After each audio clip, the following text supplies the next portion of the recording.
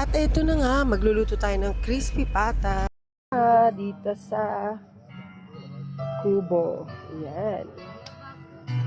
Tayo natin. Malapit na lumambot ang ating pata. Mamaya iki-crispy pata natin yan. Ayan, wait lang natin siya. Guys, ang daming sampay Sarap ng upo niyo dyan Ganda naman ni Elay. Elay.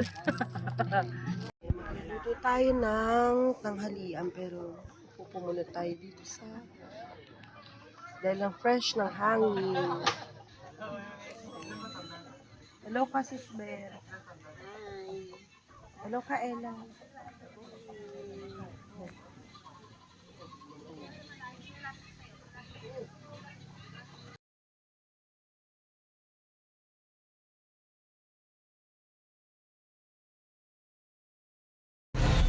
Ayan na, pagkalaga natin ang ating pata ng baboy, lalagyan natin ng asin para hindi masyado matilamsik.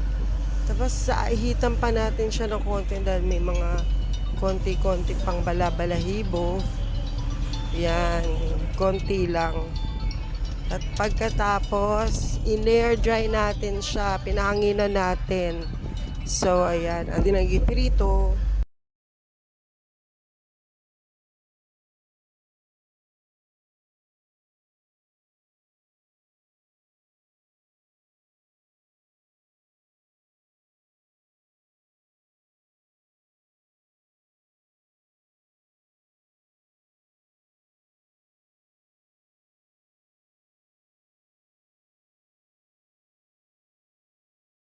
Naluto na rin ang ating crispy pata.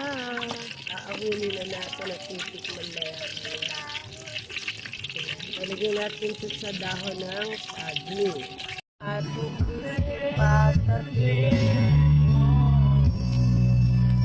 Uy!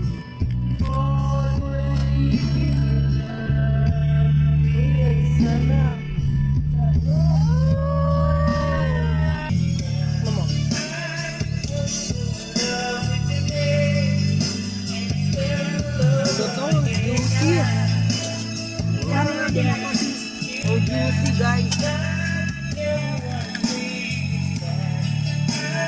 Sarap. Ano si Smart Lata?